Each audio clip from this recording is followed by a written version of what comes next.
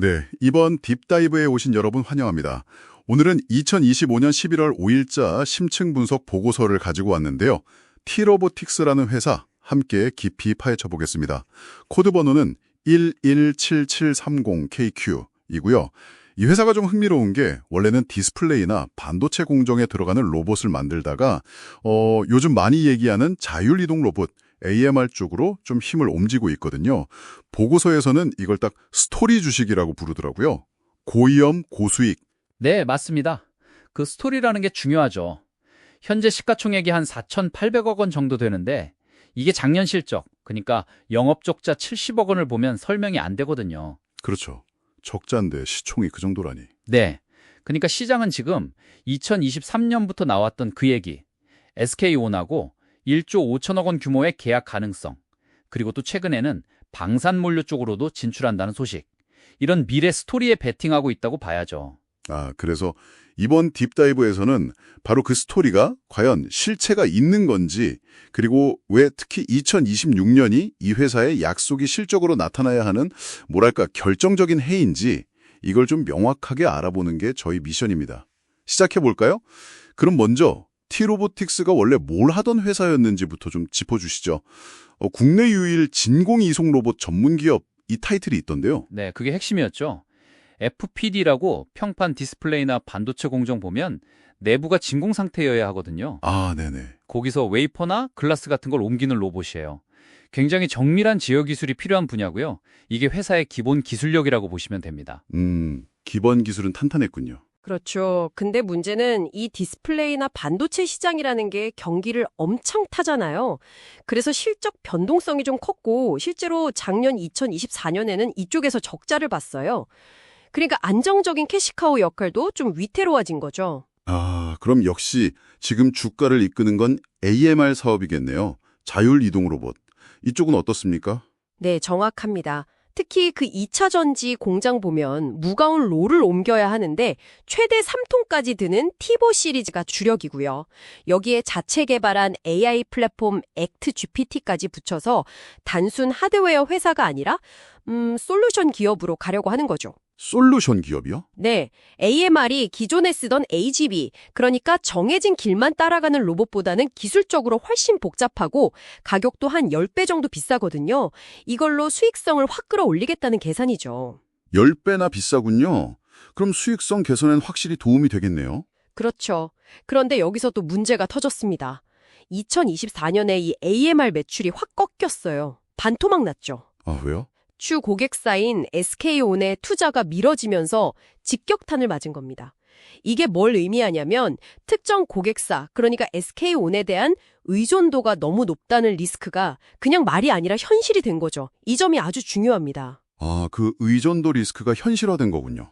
그럼 지금 재무 상태는 좀 더 자세히 들여다봐야겠는데요. 보고서에 안 좋은 숫자들이 좀 보였거든요. 네, 맞아요.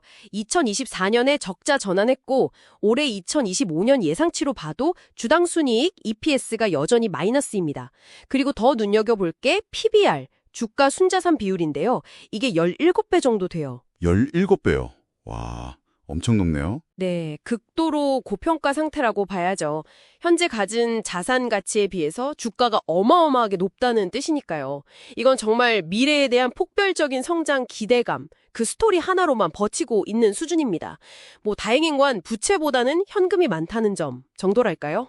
그래서 그 스토리가 현실이 될 2026년 실적 전망에 중요해지는 거군요. 보고서는 어떻게 보고 있나요? 네, 보고서 추정치를 보면 그 SK온 1.5조 원 물량 중에 일부 한 1,500억 원 정도가 2026년에 매출로 잡힐 거다. 그리고 방산이나 다른 AMR에서 한 300억, 기존 진공 로봇에서 400억 정도 해서 총 매출 2,200억 원에 영업이익 220억 원, 이렇게 흑자 전환을 예상하고 있습니다. 흑자 전환. 드디어 뭔가 보여주는 해가 될 수도 있겠네요. 네, 그런데 여기서 또 하나 짚어야 할 게 있어요. 이 전망치가 다 맞는다고 해도 2026년 예상 실적 기준으로 PER, 주가 수익 비율을 계산해보면 21.8배 정도 나옵니다. 흑자 전환을 해도 PER이 20배가 넘는다. 그렇죠. 이게 결코 낮은 수준이 아니거든요. 그러니까 지금 주가에는 이런 긍정적인 시나리오가 이미 상당 부분 반영되어 있다고 해석할 수 있는 거죠. 만약에 SK온 투자가 또 지연되거나 규모가 줄어들면 지금 이 밸류에이션은 정당화하기가 어려워지는 겁니다. 그렇군요. 그럼 주가를 움직이는 테마들을 좀 정리해보죠. 제일 큰 건 역시 SK온 1.5조 원 수주설. 이게 핵심이네요. 근데 이게 벌써 2년 반이나 됐는데 아직 확정 공시가 없다는 게 좀 그렇지 않나요? 맞아요. 그게 가장 큰 리스크죠. 설만 무성하다는 거. 근데 최근에 새로운 테마가 하나 붙었어요. 공군에 AMR을 납품했다는 소식이 나오면서 방산, 물류, 자동화, 이게 새로운 기대감으로 떠오르고 있습니다. 아, 방산 쪽이요? 네. 이게 잘 되면 SK온에 쏠린 의존도를 좀 낮출 수 있는 카드가 될 수도 있겠죠. 그리고 마지막으로는 좀 더 큰 그림에서 AI 기술 발전이라든지 정부가 로봇 산업 키우겠다고 하는 이런 정책적인 분위기도 투자 심리에 영향을 주고 있고요. 그렇군요.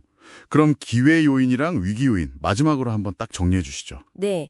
기회는 역시 첫째, SK온 투자가 진짜로 다시 시작되는 거. 둘째, 방산 시장에 성공적으로 안착하는 거.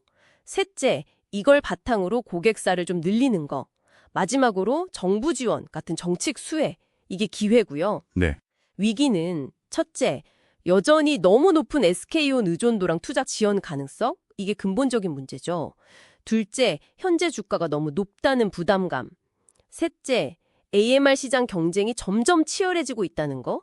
특히 경쟁사들이 AI나 소프트웨어 역량을 엄청 키우고 있거든요. 마지막으로 역시 SK온 계약이 아직도 불투명하다는 점.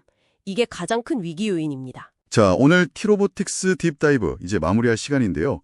정리해보면 이 회사는 현재 재무 상태는 좀 어렵지만 AMR이라는 성장 스토리가 워낙 강력하고 특히 SK온과의 대규모 계약 가능성, 또 방산이라는 새로운 기대감까지 더해져서 시장에 높은 관심을 받고 있다. 이렇게 요약할 수 있겠네요.